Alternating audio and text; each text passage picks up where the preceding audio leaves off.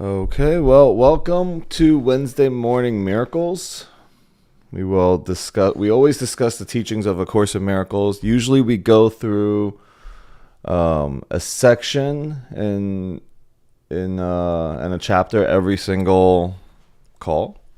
But today I have a special guest here with me, and I'm really excited to bring him on because, as a lot of you guys know of my journey with plant medicines, and if you don't, I started when I was 17 years old, and it has really guided me in my life. I believe it's a huge part of who I am today. And I've always said, if anybody has a process, if anybody has or knows anything that is more powerful than plant medicines, then sign me up. So, of course, 2 days later, after saying that, I meet this amazing man, Cam, at a event at Bill Walsh's Rainmaker. And I was really, really intrigued by his process. And first I introduced him to my wife. I was like, I think Love is going to really enjoy this. And so she did. I'm not going to spoil anything, but I'm going to have them share about that. But first I want to start our call here today before we go into all the exciting parts of it. And read just a little part from A Year of Miracles, which is how we usually start this call to ground ourselves. And I'm just going to flip to a random lesson for the day. And we'll get started. All right, let's see. All right. This is pretty perfect, actually. Day 133. May only the love in my past remain. May I not be at the effect of past hurts today. I forgive myself and others and open my heart to the miracles of new beginnings.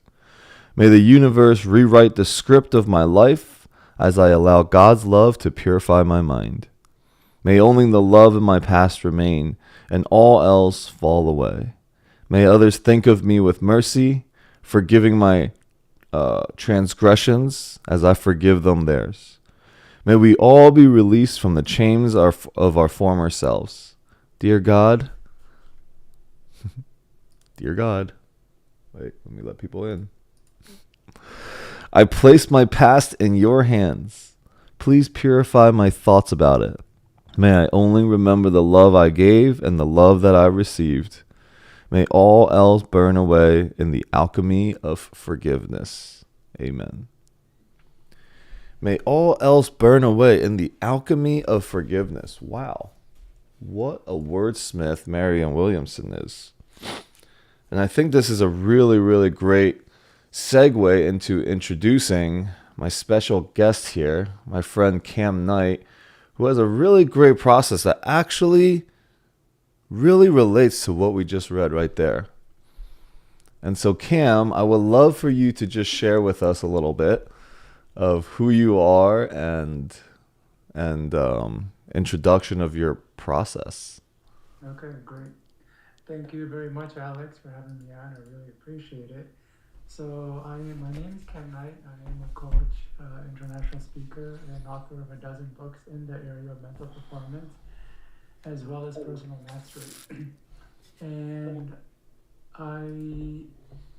growing up, I had a lot of mental and emotional challenges. And when I describe it, people are first like, "Oh, was it ADD?" And I always say, no, it was much more severe than that, as my emotions were cycling very intensely. And then they asked me, "Oh, was it bipolar?" I'm like, no, it was much more severe. And if I were to describe what I was going through, it was more like a combination of ADD, bipolar, and autism. If that could even make sense. Like, that's how intense things were for me. To the point where by the time I was an adult, I was practically insane. And the best way to describe it was, those cracked out homeless on the street talking to themselves, all erratic in their behavior. Mm-hmm. Well, I was almost there. The only difference was that I was aware, and I joke that the the crazy thing about crazy people is that they don't know that they're crazy. But I was aware, and so I could do something about it. In the beginning, I just kind of isolated myself because I could see how it was coming off, and it was just really intense and things like that. So I've been on a big journey of healing, and that has taken me over 100 countries. And I've done all sorts of work with all sorts of people, masters, quacks, and everything, just because I was just wanting to. I had a mindset of I'll try anything and everything, whatever things came my way, I'll try it. And over time, I started to learn like really deep things about the mind. So I developed a technique which I call the visual relief method, and it works on four principles of the mind, which is that first is that our eyes are not technically separate organs, but an extension of the brain. What that means is that the images that we see from sight, they travel on the same neural pathways as the images that we create in our mind. So mental images have a similar emotional and physical response as real images. The first principle. The second principle is that all of our thoughts, ideas, and memories, they're not floating aimlessly in our heads. They're all linked to each other like a spider web or the roots of a redwood tree. And what that means is that anytime we have a thought, memory, or emotion, it triggers a whole host of other thoughts, memories, and emotions, and those will trigger even more. Second principle. The third principle is that our emotions aren't there to make our lives difficult and challenging, as much as it can seem that way when we experience things like hurt and anger and sadness. It's actually there to warn and guide us. Though, in order to warn and guide us, we have to listen to it. And unfortunately, we have another mechanism in the mind that prevents us from feeling our emotions, which is a defense mechanism. And so the defense mechanism works like a simple on-off switch. Like if there is pain, whether it's mental, emotional, or physical, to block it. So a lot of times, emotional will get triggered, but the defense mechanism immediately comes in to block it, and it doesn't allow it to surface. Mm. So that's the third principle, is that our emotions are meant to be heard, and when they're not, they just get louder and stronger. And the fourth principle is that almost all of our issues to people, situations, and events isn't to the person's situation or event, but our emotional response to them. And if we can release the emotions around it, a lot of these things that we've been carrying, these struggles and these pains and these wants and core needs that is consuming our awareness, can go away, and we can focus on more important things. And so what I have people do is combine the four principles by having them create various mental images that trigger various memories and emotions, so we can sit with, process, and listen to those emotions to release them. And when they're released, years and decades of baggage we've been carrying can just be lifted, and many report feeling lighter, not being held back, overcoming trauma, PTSD. But most importantly, what this technique does is help us access repressed memories, memories that we don't even know we have, and our usually repressed memories have a lot of emotional charge and are affecting us, and release those, and not have the weight of our past influencing our future. Mm. I know it's kind of a long drawn out thing, but that really describes what I do. Awesome. And I got a chance to go through the process, and it was really powerful. I'm just going to share from my experience. Then Love is also here too. She was like, "Hey, let me know when Cam is on, because when Cam is on, I'm definitely going to be on." So Love is probably one of the biggest advocates that I know of Cam's work. Literally, when the conversation comes on, she gets so lit up as she talks about it. So, when I see somebody really passionate about something, it means that it's really powerful, right? Most of us don't even have that level of excitement. The world has beat us down so much that we're just going through the motions of things. So I really love that process. I did go through it myself and had many moments of clarity and, even I would say breakthrough for me in those moments. But I would love to just start to bring let's bring Love on first. Babeski, are you ready to share? Let's see. Maybe not. I am. The mute button took a minute. Okay. Hello. Good morning, everybody. Hello, great to hear you. Yeah, I am ready to share. Yeah, Cam, thank you so much for being here and for what you've done for me. Just listening to you speak, illuminated something inside of me where, in the depth of my depressions, and in the moments where it was most difficult, even like, in a relationship with Alex, I would say, you don't understand. I can't control this. Like, you think I have a choice. Like, I don't have a choice. And so often he wouldn't really get that because it's like, well, you do have a choice. I'm like, no, you don't understand. I don't have a choice. And that's always what it felt like. It felt like my brain was overriding some sort of operating system that I was choosing consciously for a subconscious one that I really had no control over. And since doing work with you, I feel like now I can see it. Now I'm like witnessing, and I do have a choice. I actually do have a choice now. Like, my choice has been restored in times of, in times of despair. And I can't say that I've had actually, despair since we have started working. So that's great. But yeah, so just to get a little bit deeper in my experience, Alex was right. Yeah, I would absolutely be interested in Cam's work. And our first call, I wasn't prepared with enough Kleenex.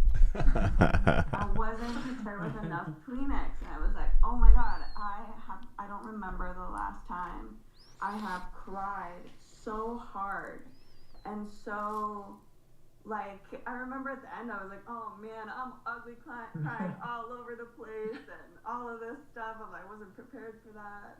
And how, like, right after that call, I love podcasts. And so right after that call, I would like stumble across a podcast that says the only real way you can heal trauma is by allowing your subconscious to cry about it. And I was like, oh my God, I'm creating real change. I'm like, yes, finally feeling like something that works. And I feel like with every single session that we've had, there has been like massive movement, where with the first one, it was really a discovery of like, in my life, no matter how much I tell myself things matter, it really never felt like that. Like, it really never in my life resonated like I had this I don't really care experience, honestly, about everything. And it's not something I would talk about often because, like, well, like, listen, look at who you are in your life with this person and everything that's happening. Like, how can you say you don't care? You're like ambivalent or what's the word? Anyways, I didn't care, and I'm just like, it was coming from this deep sense of like, I just don't matter, and so like, why would I care? Why would I care about anything? Nothing matters. Like, if my life ended tomorrow, like, who cares? And so yeah, so it's just been like a really huge thing for me to just notice all of the behavioral patterns that were associated to all the emotional wounding as a child. And yeah, I kind of laugh about it because I'm like, all right, Cam, we're probably going to be doing like, 14, 16 sessions with you, but it's okay. I feel like for the first time in my healing journey that it's okay that it's going to take me that long, because I feel like there finally is a real light at like the end of the tunnel, like not some sort of short-term solution for masking an issue. I want to just add something real quick that I experienced with Love too. And, for almost our entire relationship, she had almost a negative talk. Well, actually a negative talk about her relationship with her dad. And as she worked on it, it would still, like, all those stories and traumas were there. And going through the sessions with Cam, she's like, oh man, these things are still coming up. And then one of the sessions she said, we actually had good thoughts. I actually had some good things to say about my dad. And then also the conversation after, as she was doing sessions with Cam, started to be more compassionate about the things her dad was going through at the time, and she could see why he would do this and that. And so it's almost like she started to take this power back. And that's when I really felt like, okay, there is definitely something here. Something is being done. And I know Love and I both have been on the plant medicine journey for a long time. So there was something missing, right? And I've been talking about, and this is great because the last couple sessions we've spoken about our greatest fear. And our greatest fear isn't about punishment. Our greatest fear isn't about failing. Our greatest fear is in redemption. Our greatest fear is in, what if those mistakes and those things that I thought about weren't what they actually are, right? It's actually in redemption. It's in healing. It's in success. You can call it any of those things, but that's our fear. We fear more of those things because we value being right about the stories that we've held on to our whole lives, because there's an identity of ourselves that we are protecting more than anything else. And our identity comes with the stories, the philosophies, and all the dark things that we hide in our mind. And the dark things that we carry, the old shames, the old guilts, the secret judgments, and all those things, the Course says they're actually not real, but as long as we hide them, they do feel real and they do have hurt. And so what Cam has done is it's really interesting. I'd love for you to talk more about it. How do you help people find, those dark places that they hide, right? And we're afraid to show them, but the Course says that it's not bad that that you even have these dark thoughts. We should really not have judgments about. The Course says you're mistaken about something. You don't see the full picture, and if you bring it to light, it automatically dissipates because God says, "I'll take care of it." So, can you just share with us, because I feel like that process really reflects what I just shared there, how you help people bring up these things? Yeah, for sure. So it comes down, I work within the principles of the mind. And as I mentioned, one of the principles is that we have a defense mechanism designed to protect us from pain. And it doesn't rationalize or check to see if the pain is useful or helpful. Mm-hmm. It's more of an on-off switch. More or less, if there is pain or potential for it, block it. And so when you have these emotional pains come up, the defense mechanism isn't saying, hey, is this helpful or useful? It just says, there's pain and I'm going to block it. So it blocks a lot of pain. Mm. And it has a lot of tricks in keeping it blocked. It has a lot of distracting behaviors. Plus, it creates these stories. Like, for Love, it was these challenges she had with her dad. And so what we do is use another principle, which I said mental images have a similar response as real images, to help disengage that defense mechanism so we can get a lot of these things that are underneath out. And it all comes down to emotions. And Love touched on it, and you touched on it, and I'll describe it a little bit more. But our experience in life is really based on emotion. So if something feels real, we actually think it's real and we act and behave as if it is real. And our defense mechanism, our mind, can make certain things feel so real that we just think it's absolute truth. Mm.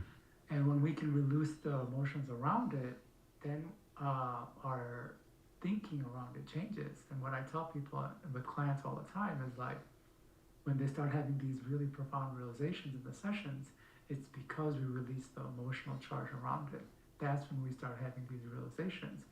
And in Love's case, she had a lot of triggers and charges with her dad, and for good reason, because she had her challenges with her dad since growing up, and that created a lot of anger and hurt and these strong emotions. And that's what was coloring her experience with these angers and hurts. Mm-hmm. And they were so at the forefront of her awareness, you couldn't see anything else. And so when we released a lot of these emotions, then she could see the other stuff as well, the good sides and then the compassion and things like that.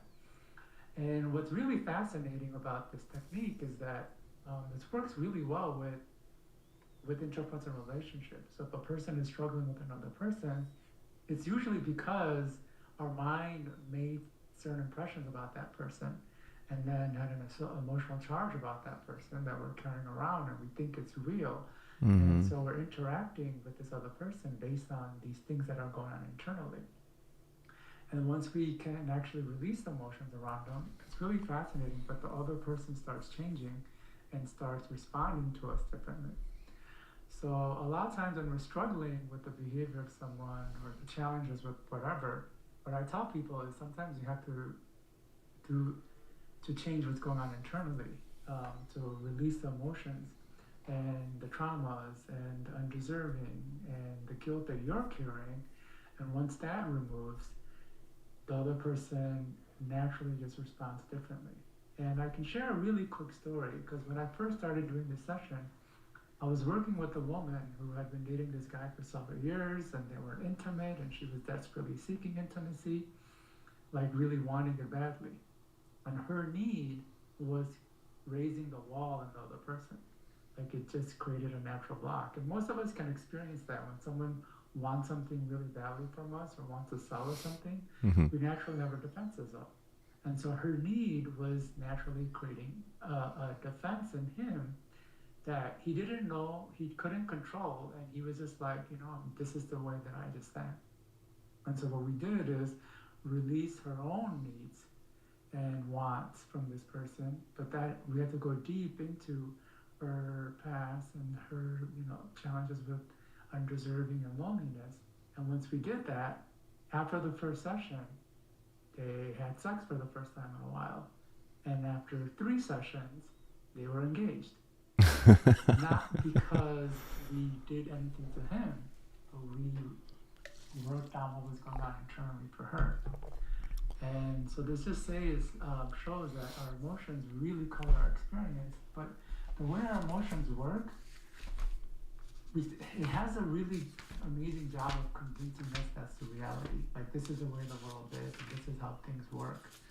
But when in reality, it's just it's just the feeling that it creates. And because it can feel so real, we can act and behave as if it is real. And again, the reason I do what I do is because it is hard to access our emotions. That's why a lot of people are using alternative things like psychedelics and plant medicines, because what they're trying to do is access what's in the unconscious. Mm-hmm. And you had mentioned something to the extent of, if someone can find something that can do something better, this is why I created this method, is so we can access it, and it's in a much more direct way, a much more controlled way, and we can go quite deep with it. Yeah, I love it. And it's really what you talked about of our relationship and our engagement with another person is that we engage with people based on the image that we had of them.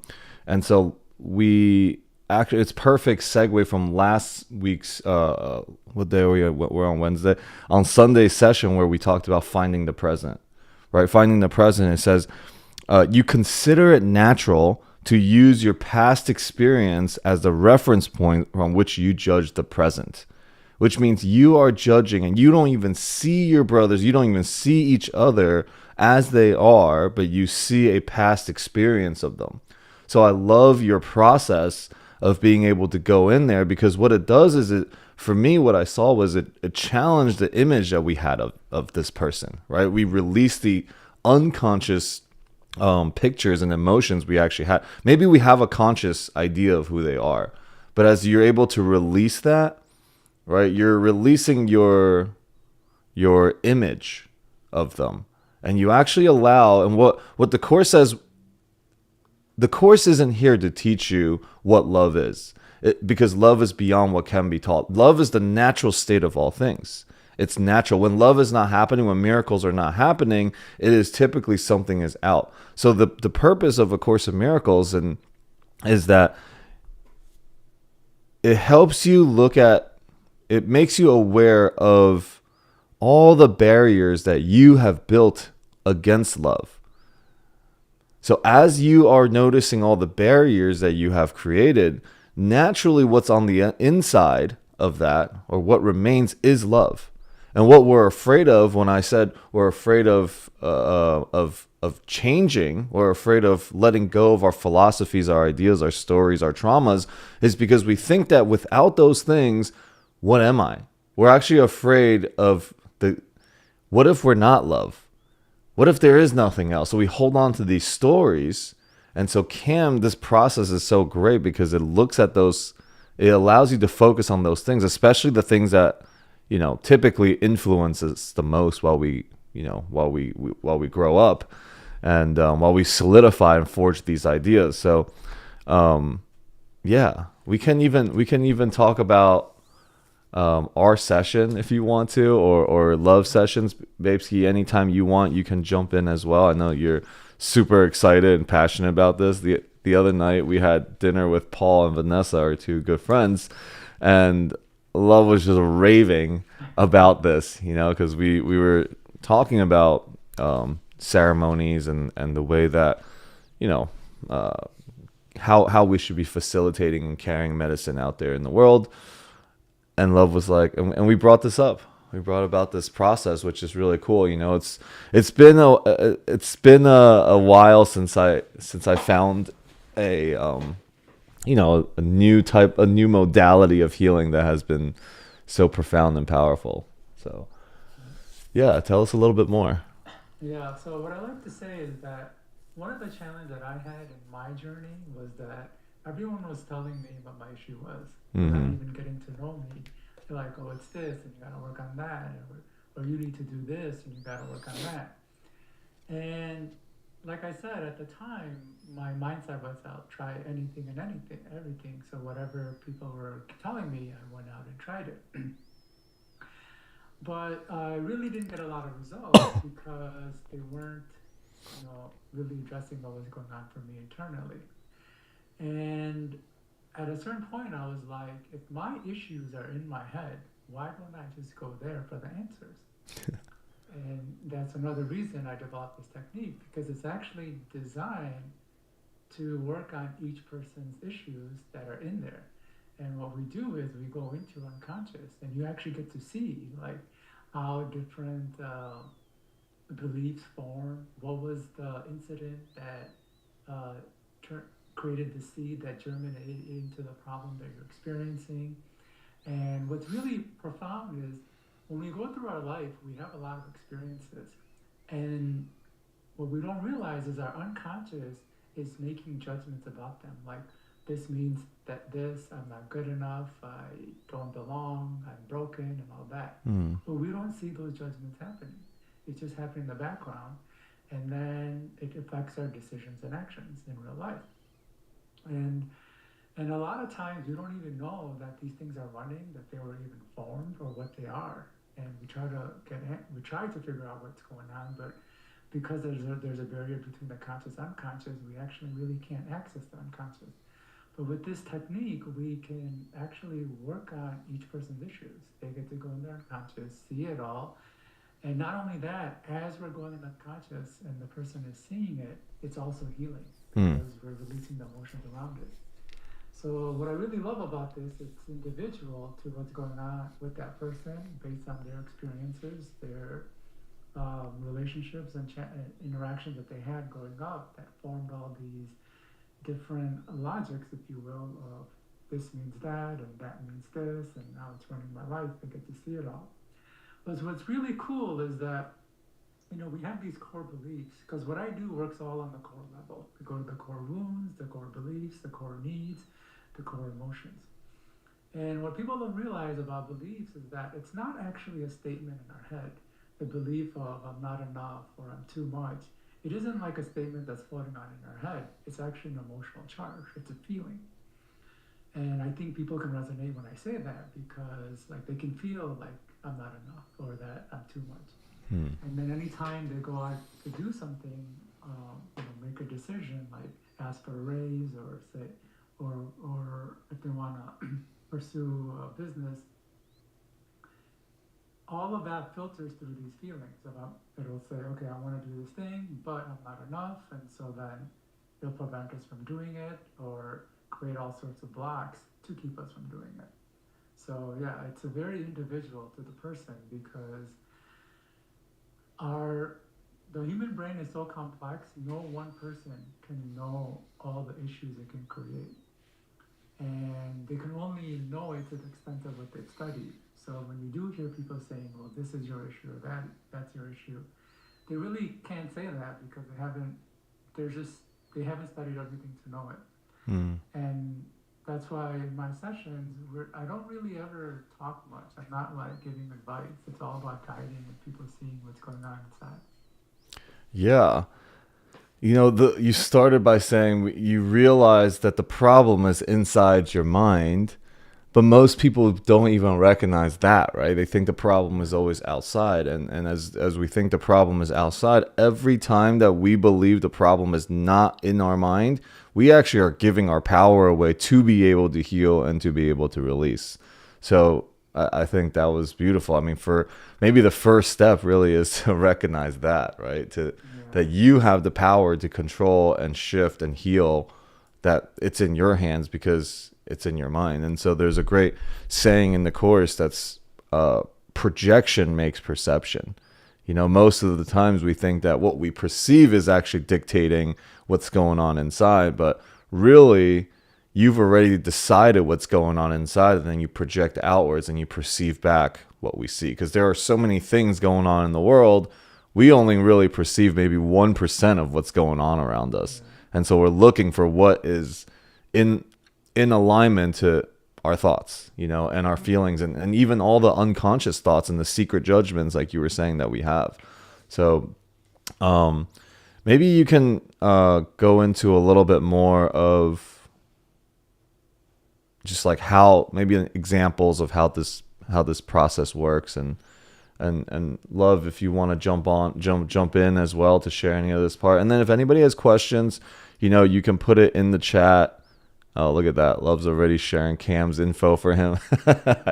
Did you want to put your number out there like that? But No. Please, Love. Thank you very much. I hey, love Love. She's one of my biggest fans, and she is your super fan. She's a super fan.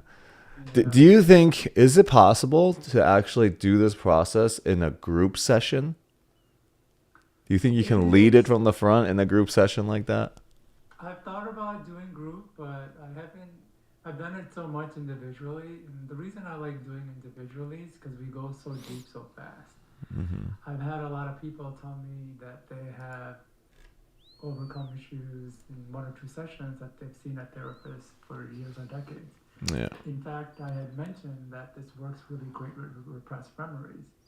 And people who've had sexual abuse or people who really feel like they've had it, but for some reason can't access it. Mm-hmm. And I've worked with many clients who, from all ages, who've been doing the work to try to access it for years or decades. A couple of them were in their 70s and 60s, and we not only got them to see to the memory, but what happened, who did it, when, where, and we released the shame around it in just 1 or 2 sessions. And so the reason I do it one at a time is because we can go so deep.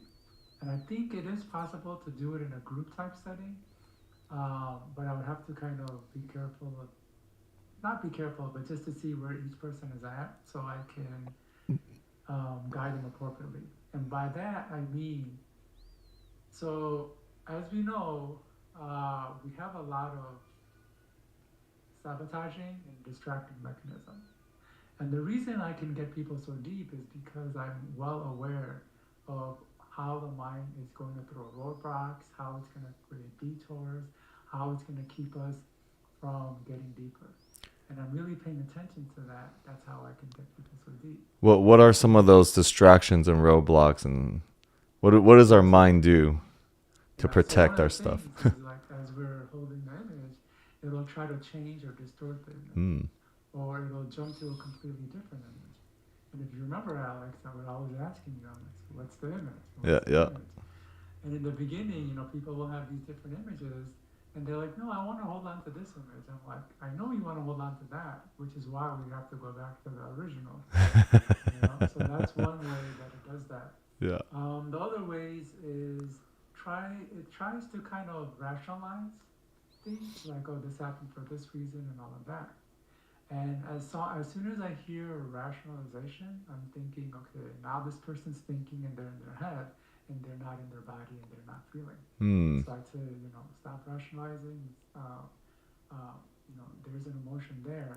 And so instead of trying to rationalize away the emotion, let's end that thinking and go back into your body. Another thing has to do with logic. People start getting logical. And logic is really good when we're dealing with emotions because sometimes our brain can create some like intense judgments about a situation that aren't necessarily true, and we have to like step in with logic to be able to move forward. The challenge and dangers of logic is that we can use logic to suppress our emotions. Mm-hmm. And so I help people to try to keep the logic to the side so we can see what the triggering feeling is because it's obviously there. And until we see it, it can't be released. And so we have these like things that block us. And there's a lot more stuff that comes up. But those are some of the bigger ones.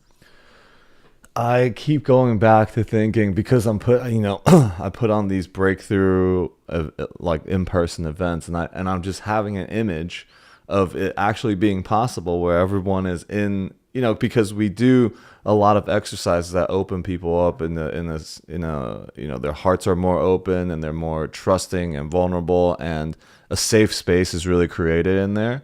So I can see this as a group session, and it's a constant reminder. If you want to test it out, we can test it out. Our next live event is July 25th to the 27th in Salt Lake City. If you want to just plant the seed in there, perhaps this can happen. Well, I definitely want to test it out, and in my head, I'm already there. So let's do it. Okay, cool. Someone's So like July 25 to 27. Yeah, no, this would be cool. Yeah. And we can do it a few ways. We can do it where everyone creates a similar image that we could all work on. Yeah. Or I can still guide it with them creating unique images to work through their unique challenges. Yeah, and then you just, with the constant reminders, like everyone, it's all one, right? We're all just one thinking, one mind that's happening in there. So Christine's like, if you need a demo person right now, she'll volunteer. It's a long process. I don't know if we will be doing that on here, but you feel free to. Yeah, go ahead. One of my biggest distraction was actually distraction. Is like the dog is like I'm going really deep, and I'm like fully in a full breakdown, and then a dog barks, and I'm out, and I'm out of it, or like light exposure or something like that. Like the silence, the deafening silence is, I feel like for a part of it for me is something that allows me to go into like the depths and depths of it. So I feel like what you're going to be able to access as a group is an experience of the experience, but not real results. Unless we put noise canceling headphones on everyone's ears and they can only hear Cam. It might work. Yeah. There's a possibility for sure. If nothing else, then just the taste, just the taste of it will be like, oh, there's something here. Yeah. And that's powerful in that. Just to like allow people to experience something and feel like, oh, there's a possibility. Yeah. We're just going to continue to tease everybody and not tell you guys how to get it and how when it starts. No website. No. We're just going to keep going until you're super excited. Go ahead, Fraser. You have a question, brother? Yeah. I was going to say that what you just said with the earphones, you can do that because they do silent raves now. so everyone has the headphones on, and there's actually no loud music because it's in the headphones. So it is possible what you're talking about doing. Actually, it's not a bad idea. I also wanted to share. So I had a conversation with my mom on the weekend for an hour. It's the first time she's talked to me in months, and I had an enlightenment about my father, right? I've always been told by other people that a certain thing happened. I have no recollection of it. My mother told me that it did happen. It also happened to her. But what happened was he was having flashbacks to the war. And so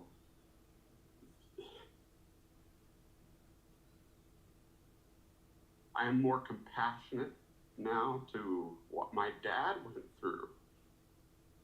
And I have less attachment to that. And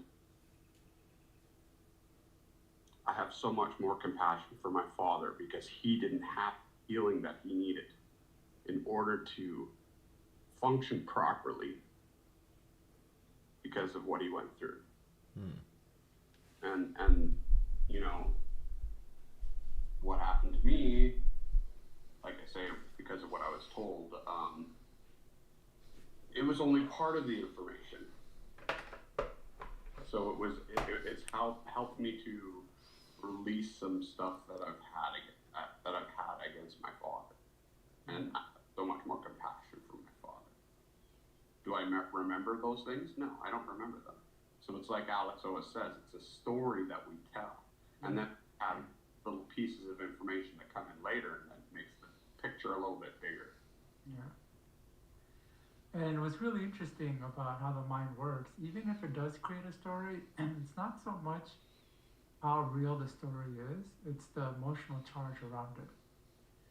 And so if that story created, anger and resentment towards your father, then it's gonna create a behavior where you're acting, more resistant to him, having authority issues and things like that.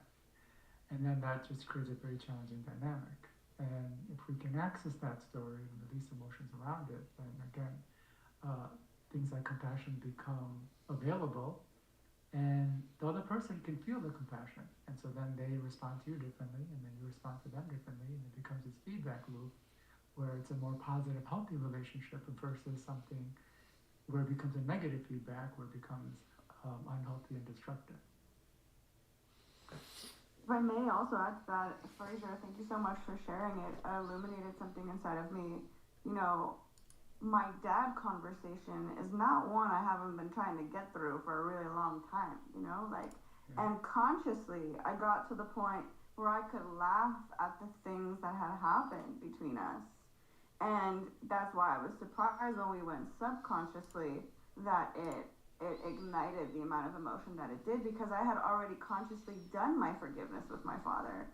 Like, I spent 9 years not talking to my father in the course of my life. And 5 years ago, or 6 years ago now, I was like, he hasn't spoken to me in 4 years or whatever, however long. But I'm going to keep trying, and I'm going to call, and I'm going to call, and I'm going to forgive, and I'm going to forgive. And so I did so much of that work, to the point that I could be in the same space with him, have compassion, not feel that he's going to project things onto me, and still know that fundamentally the core reasons for my deepest depressions and for my conversations of like not feeling like people can ever really love me is because dad did not love me, and like nothing in my conscious that I have been able to find, and no level of depth that I've been able to go to in medicine, with exception to one experience where ayahuasca actually showed me good memories of my childhood, was I able to separate the two of them no matter how I did it. And so that's like just illuminating the fact that we can make these conscious choices to forgive, but are we subconsciously forgiving? And that was my realization, that I hadn't subconsciously forgiving it. Wow, Babesy. love. I want to riff on that because I have a saying: "Go deep or go home." And we go deep. We go to the core stuff. Like I said, we work on the core emotions. We work on the core wounds. We work on the core needs. And most people don't realize, but their core needs are really come down to two things. It's a mother's love and a father's guidance. And I'll just kind of talk about how I describe a mother's love. And it's mother's love is one of the most satisfying experiences, not just for humans, but most life forms. There's no feeling greater and no force more powerful than the love of a mother. We're all born to both desire and receive the warmth, belonging, and security a mother's love brings. And we yearn for that. We're born for it, to not only want it, but to receive it. And not all of us receive it or as much as we'd like, but that yearning is still there. And it does affect our views of ourselves, like how much we deserve, how much we feel like we can receive from the world and from others and things like that. And in unconscious ways, we try to seek it from others. And no matter how much we might get it, it's never fulfilled. And so we have to work on the need itself. And then as far as a father's guidance, from the father, we seek guidance. From him, we want to be taught and guided and shown the way. For him to teach us what to do, how to do it, and what not to do, and how not to do it. More or less to prepare us for this crazy, scary world we live in. And just like a mother's love is at the core of our wants and desires, but many of us don't receive it either, or the way it was meant to be received. And so this also creates this huge unmet need that we either suppress or don't even realize it exists, but it actually lingers as an emptiness or something that's missing in our lives. And so we access those things. Not only do we access it, but we remove their need around it, because it's not about receiving it, but having this need that can't be met. And so when we remove it, our focus isn't always tied to this unmet need, and it frees up to be able to focus on more important things. And I know with Alex in our session, we kind of tapped into it slightly in the beginning when we were working on your mother, and there was this approval that you were wanting from her. And even though you would receive the approval, it didn't fill it. And so you would sabotage yourself to prove to yourself that you can make the money you needed to. And you were in the cycle of constantly, essentially proving to your mother that you can, proving her that you can make the money that she was always fearful of you not being able to have or something. Mm-hmm. And that's essentially a remnant of a mother's love, is needing this thing. And so, we worked on that, and I feel like from what you said, that was something that we really were able to move past. Yeah, I actually immediately the week following, I shared it on the call with everybody about, I was just going to share my experience here, but I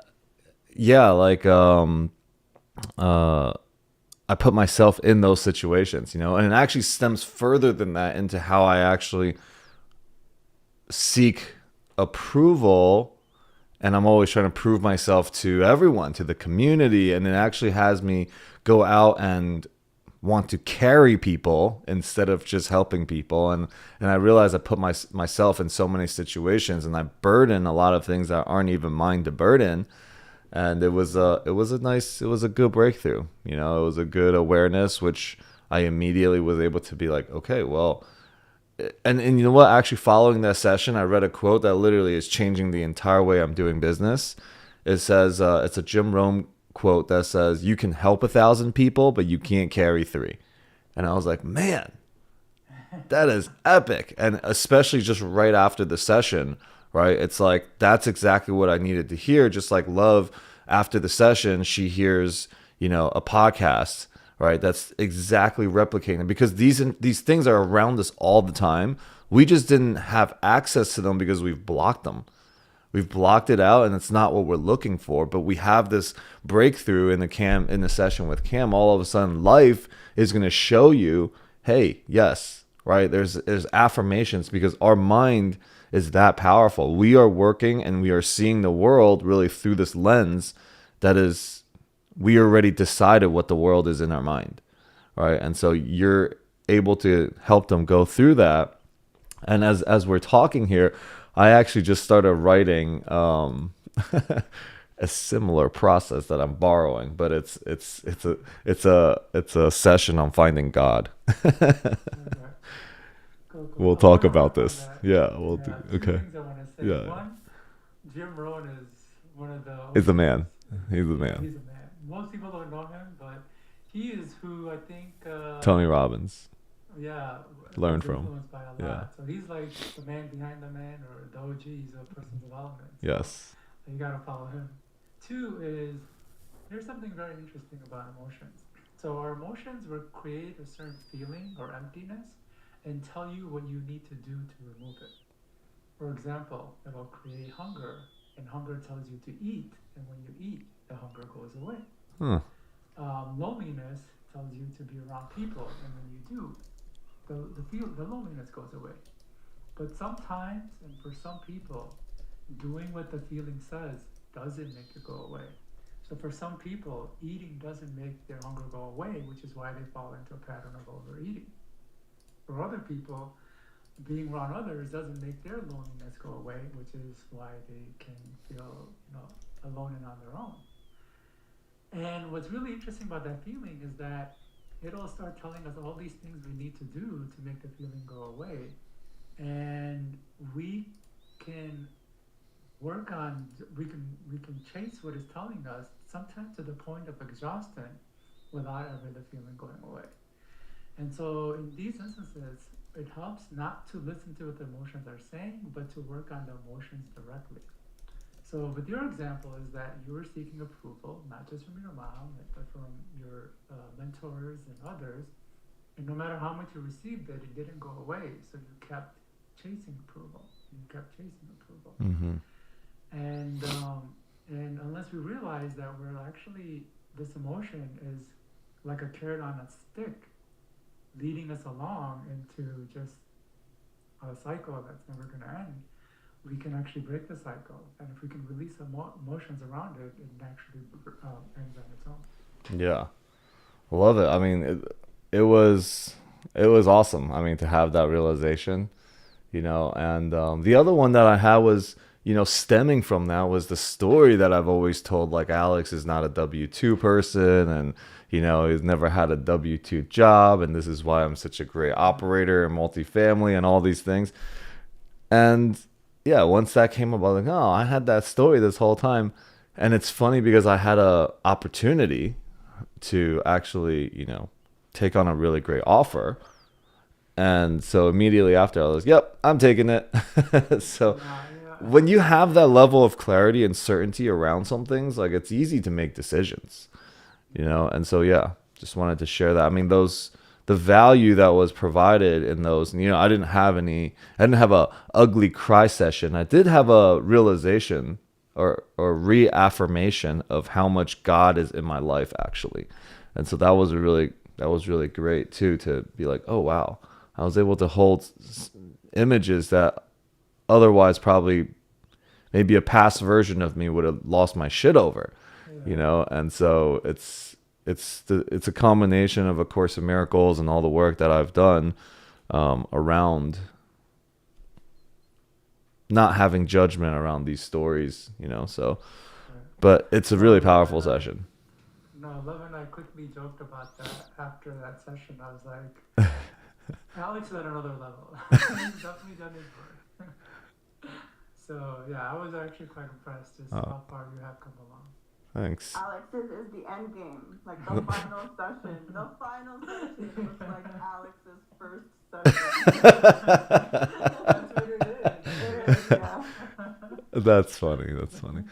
But seriously, I just want to say that I don't, people that come on as a guest on A Course in Miracles session, like, I have guests in my real estate stuff all the time, but this is really, I feel like, people that are doing the work that is reflective of true healing, and some of the things that you shared, even on what people go through and what's the result of it is literally, I feel like the teachings of A Course in Miracles talks about it. You know, how we see people through our past and our emotions. And, you know, it's really beautiful that there's actually a process to go through. I think it's a really good fit. And I'm gonna at some point, Cam, I want to just kind of work with you on what this might look like to find God, right? Because I feel like at some point, some people were either turned off by it or there was something around it, you know. And there's got to be a way that we can kind of create some release from it. You know, I know growing up, like, I mean, it's natural for us to be connected to the flow of life, but what cut it off, right? And at some point, it was like, this is what God is, and you know, and this is how you have to be, and we either accept it or we rejected it, and there's probably something around that. And I feel like, you know, really, most of all of our problems comes from our disconnection from God. Like, we feel like we have to hide some of these things, and we don't allow these emotions to come up. It's so hidden because we're so ashamed of it that there's like layers and layers of stories and responses. We have to uncover them. And yeah, so. Yeah. No, I mean, there's a lot around it because one, we have a lot of shame around it. I think Yeah. there's a lot of people experience religious trauma or PTSD. Right. It's been pushed down in a very angry, almost militant way. Mm. You can't do this and you can't do that. And that creates emotions like anger and towards God and makes us want to resist it. And if we can process and release those feelings, then the natural acceptance of that becomes easy. It's like you don't have to work and try it. Yeah, it just comes. So yeah, I love I that. would say it's one of the easier things that we could do. I like it. Okay. Yeah. See, it's the easier thing to do, guys. All right, what else? What else can we add to this? Well, does anybody have questions? Let's start there.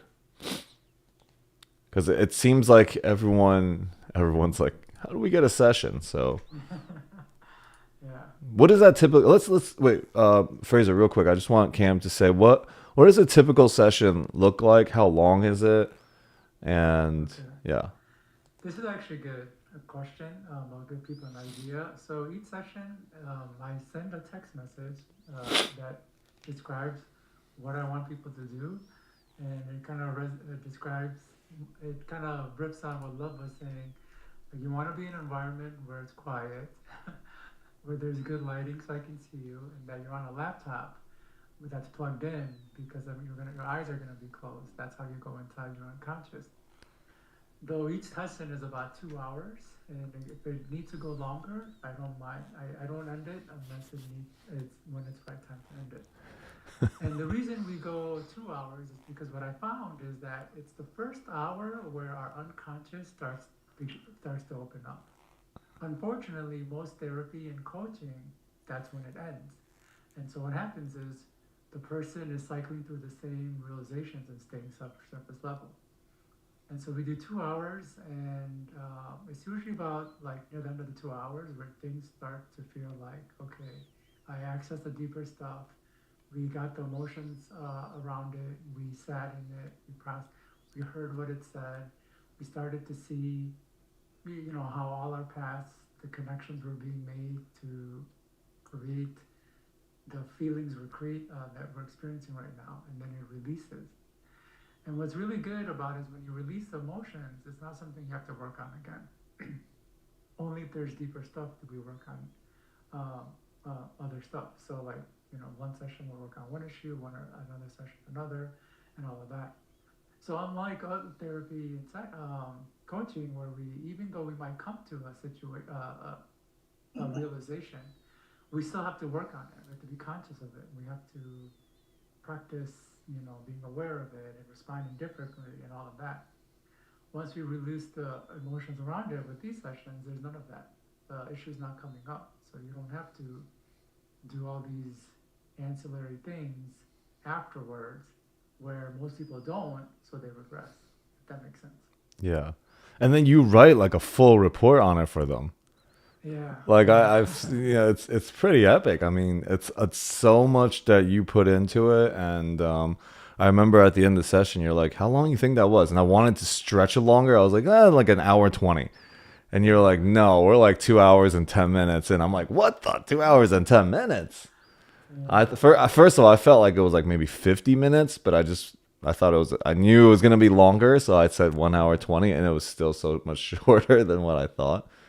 Yeah. Yeah. What's really interesting is it validates the first principle of the mind, which is mental images have a similar physical and emotional response as real images. And this validates that because when we start creating mental images, you go into a different time, you go into a different reality, which is why although we might be working for 2 hours, it only feels like it's less than an hour.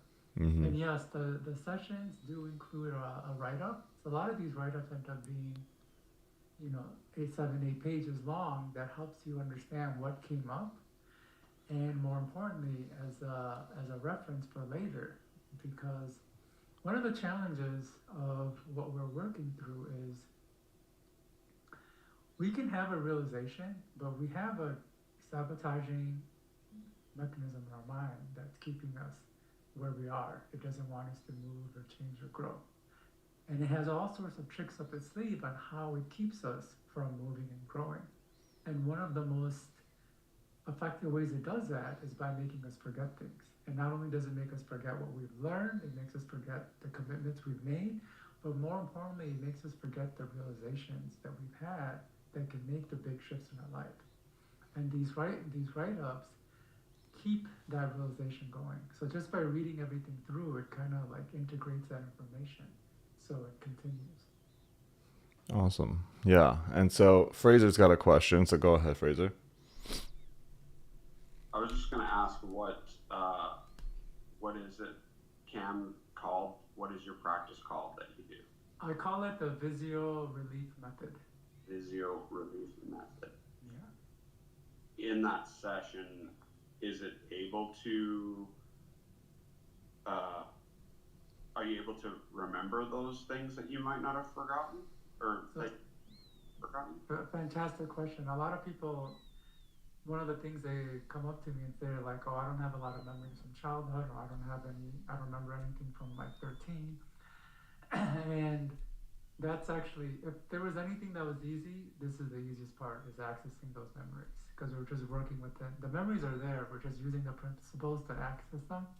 And like I said, I've helped people who've had repressed sexual abuse. So they had sexual abuse, their mind blocked it, and even though they tried for years and decades with other therapy and modalities to access it, we were able to access it in the first or second session. I don't think I've ever taken more than 2 sessions to access a repressed sexual abuse.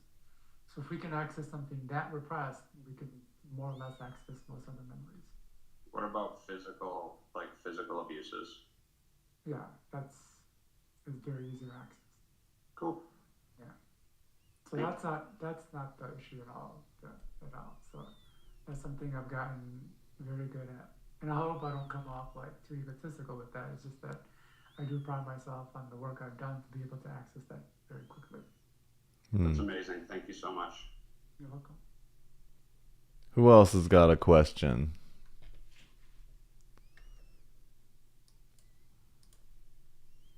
There were so many questions in the chat. Let me see.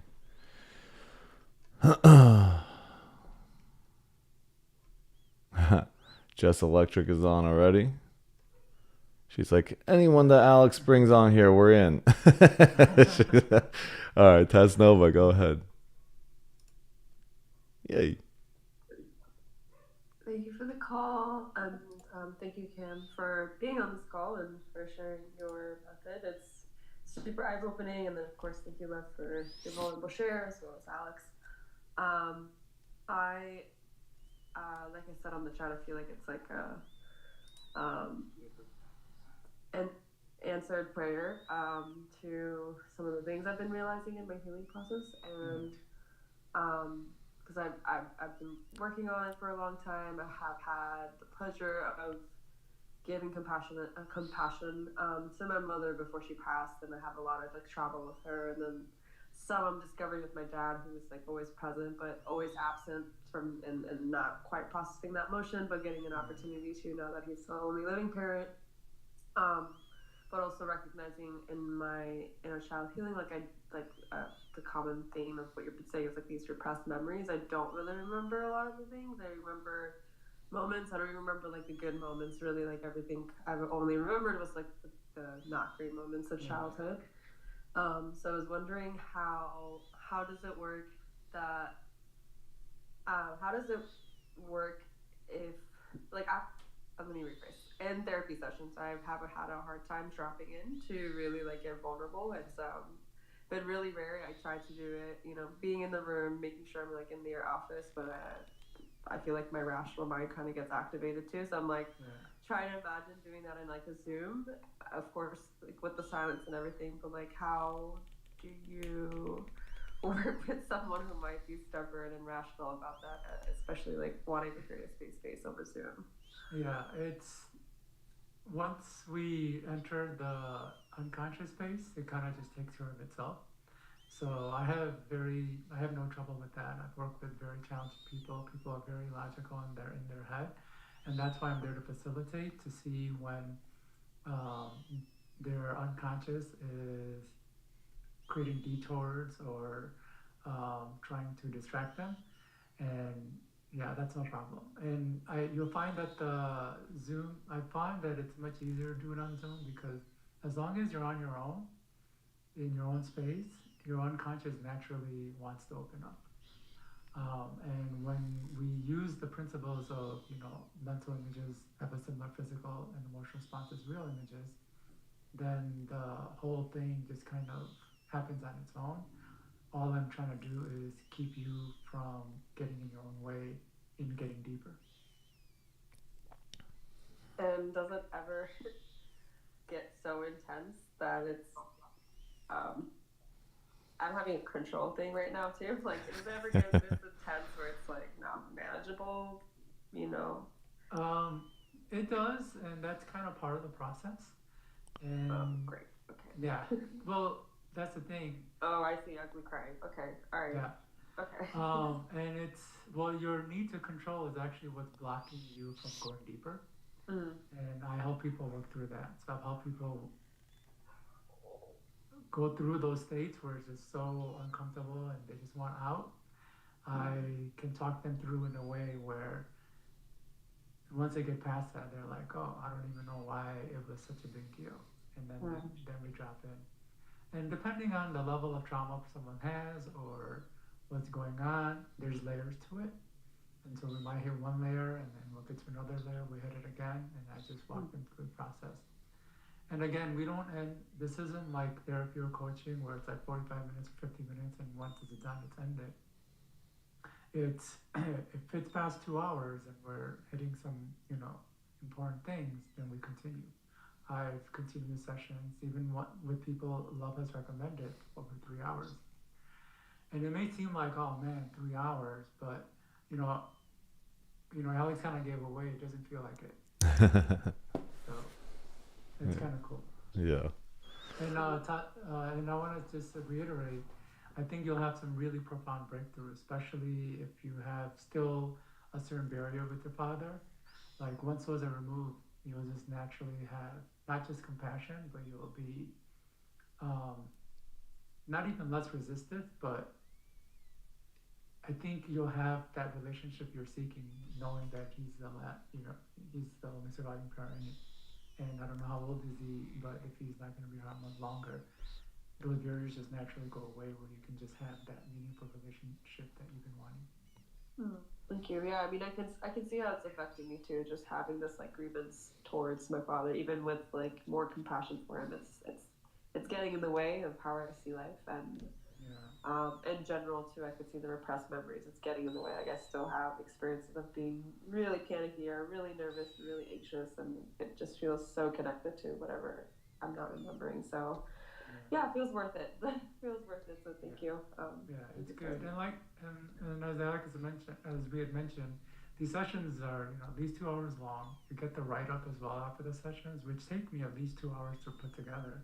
Wow. Yeah, and this this works at the unconscious, the deeper level. So we're not staying on the surface level where you're spending a lot of time. We just like go in.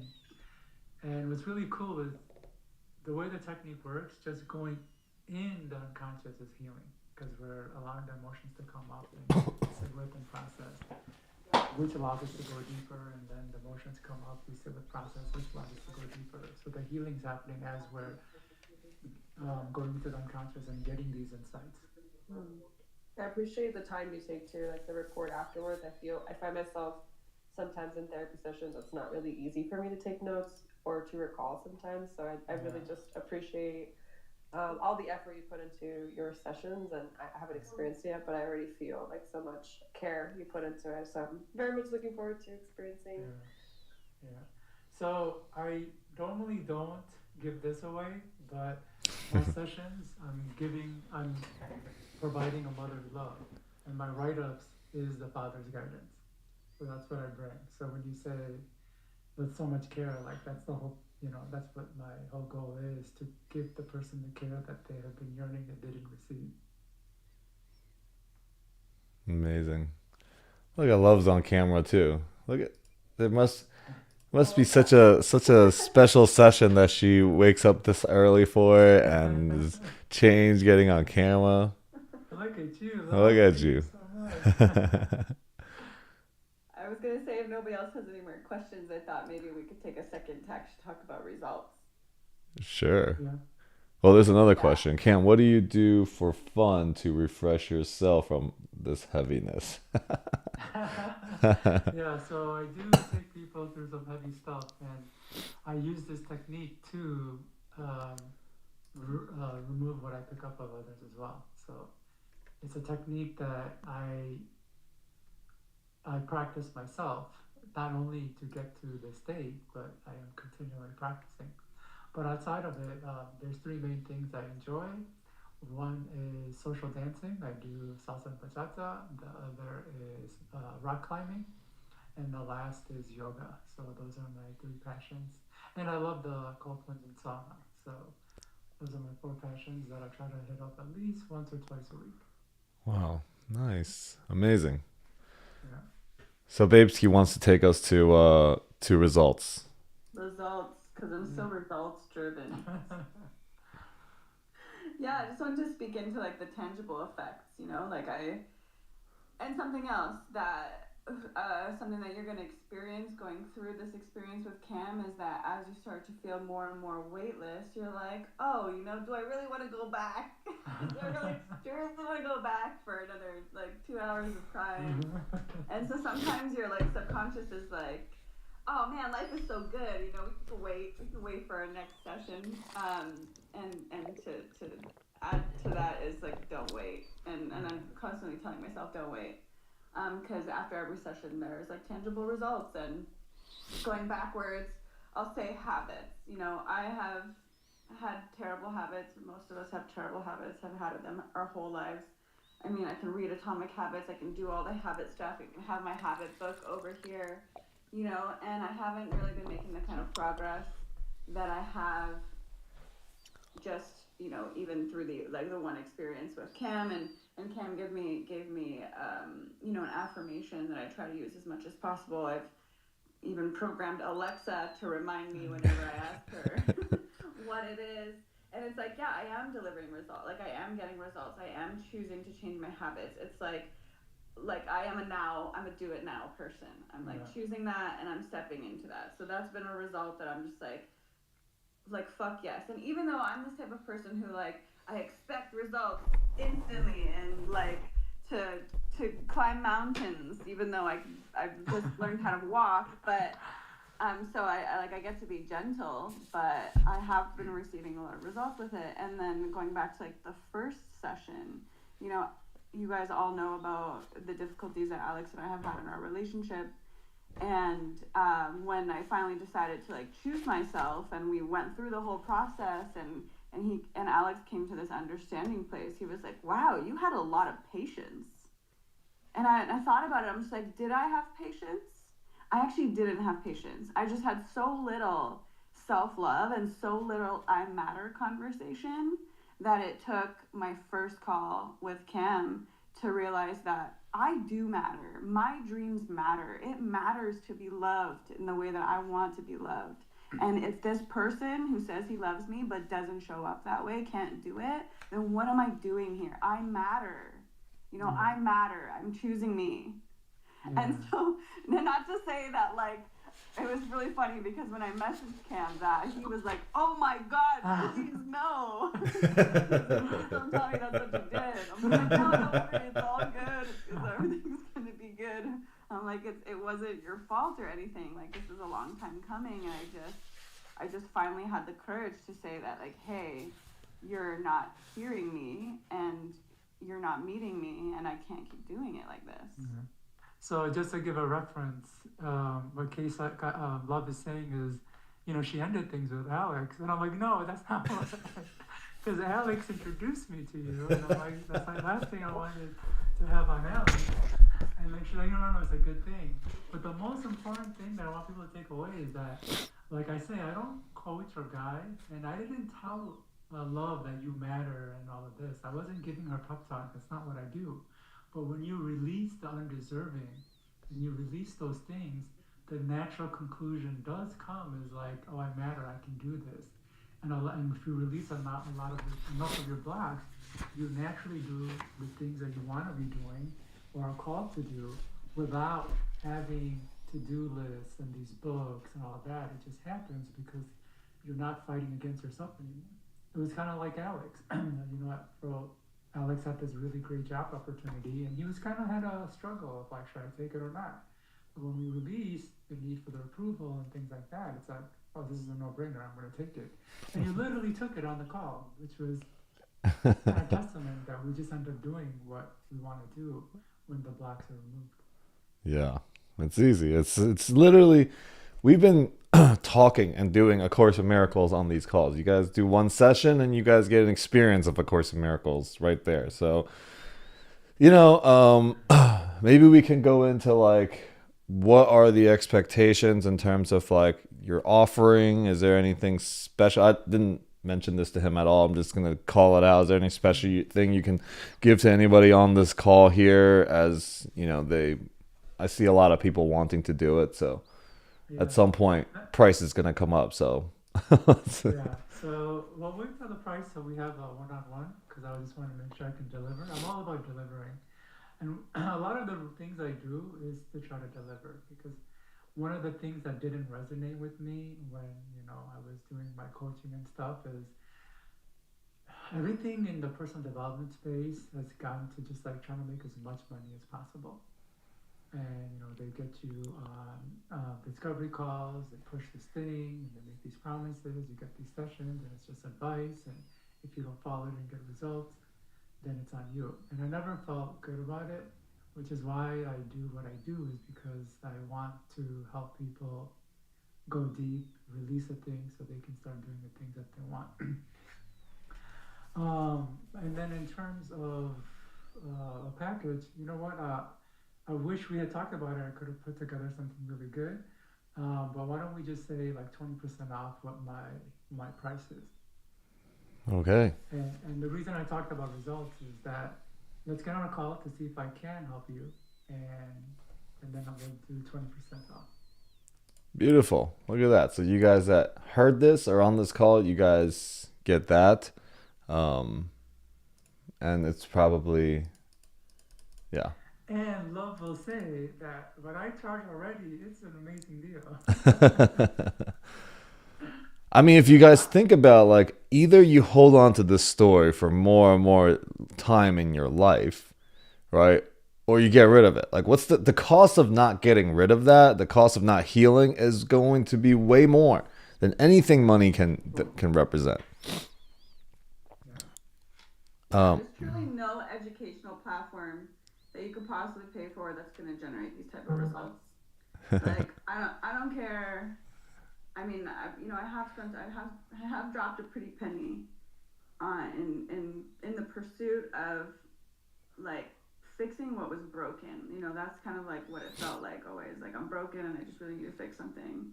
And yeah, so I would do this time and time again because it's generated like where more results outside of the conscious mind, right? Because like with everything else I've ever paid for, it generated a whole bunch of conscious awareness about things, but it didn't help me let go of the things that I just became consciously aware of. Yeah. It just helped me become consciously aware of them. And so, like, well, great, I would give up 25% of my awareness for results and action. I say it all the Yeah. time. Yeah. And that's the thing I had harped on before. So prior, somebody had asked me my background. I don't, as I had mentioned, I'm a best-selling author of 12 books. I'm an international speaker, and a lot of my books focus on mental performance. Just type in Cam Knight in Amazon, and you'll see that I'm legit. I have almost 10,000 reviews across my books. And one of the books I wrote is on memory. And one of the things I teach people is that our memory isn't forever. I say diamonds are forever, but memories are not. And our brain is designed to make us forget things, and it's actively making us forget things. And there's many reasons and advantages for the brain to make us forget. But one of the most important advantages is that it can keep us from moving forward and making progress. Because, like I said, if we forget what we're supposed to do, the commitment we make, as well as the realizations that we're having, then we can't act on them. And if we can't act on them, we continue to stay stuck. And what I found in this work, as well as helping others, especially going to other people's programs, is that people would have these big breakthroughs, and they were having the same breakthroughs over and over. Like after a year or two, it was the same breakthrough. But in that moment, it seemed like it was actually a new thing that they hadn't come across. And it comes down to this fundamental nature of our memory that our brain is designed to make us forget. And I wholeheartedly believe a lot of it is to continue to keep us stuck in our old ways. And so, what we do is not just get you the realizations, but help release the blocks around those realizations so you can act on them. And that's the most important part. Love it. Beautiful. So we're getting to the end of our call here. Does anybody else have any questions? And does everybody have Cam's contact that wants to contact him?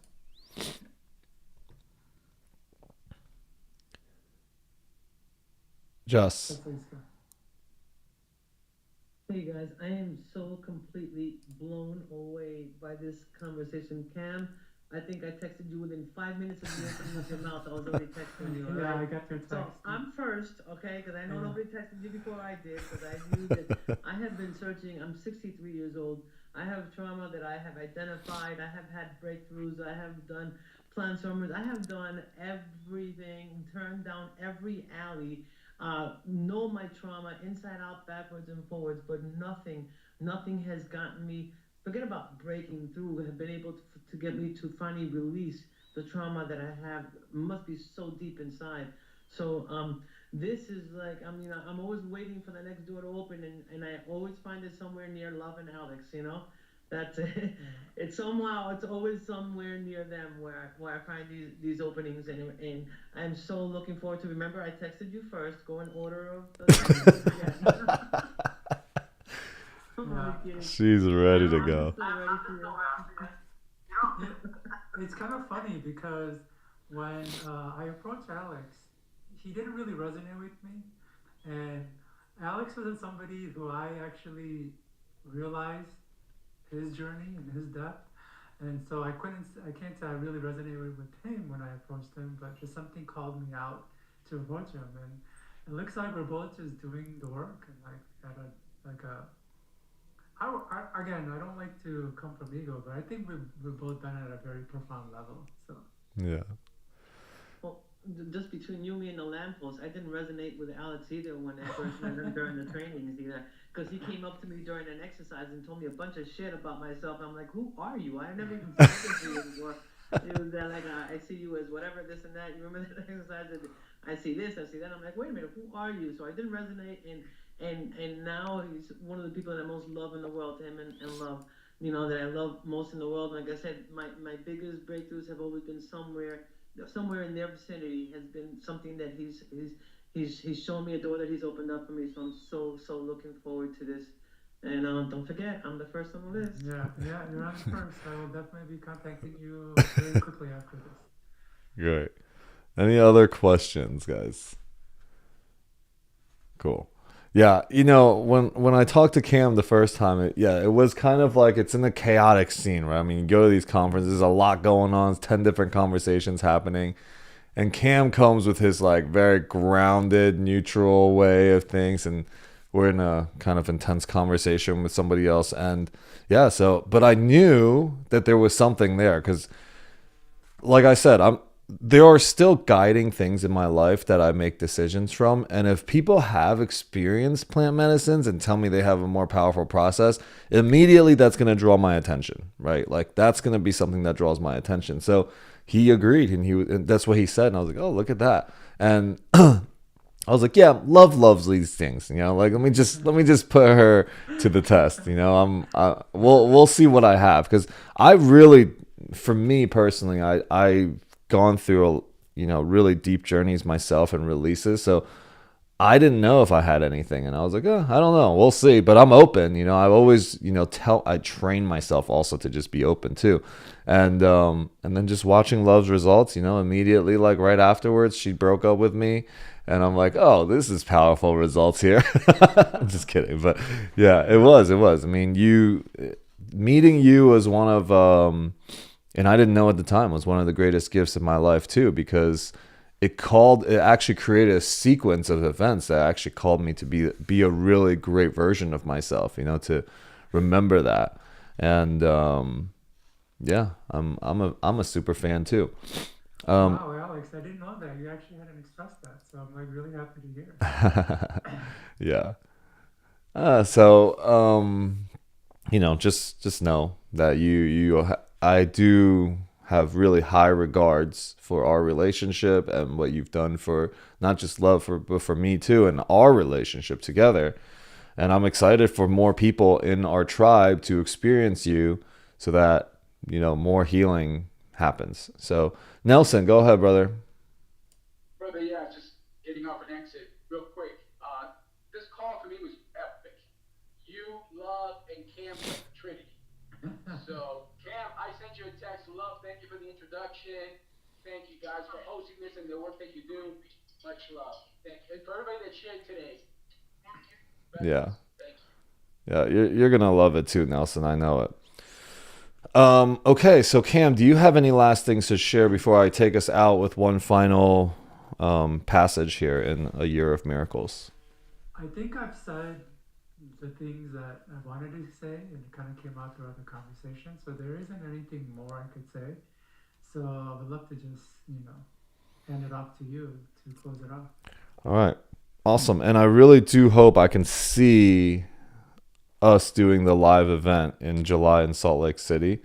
So make sure I'm planting the seed right now, and I will throughout the time that, from now and then, to remind you and see if we can put it into the run of show somewhere. I think it's really powerful, and we can work a group session. If I have to go rent a whole bunch of, 100, what are those things called? The headphones, the noise canceling headphones that allows you to speak into it.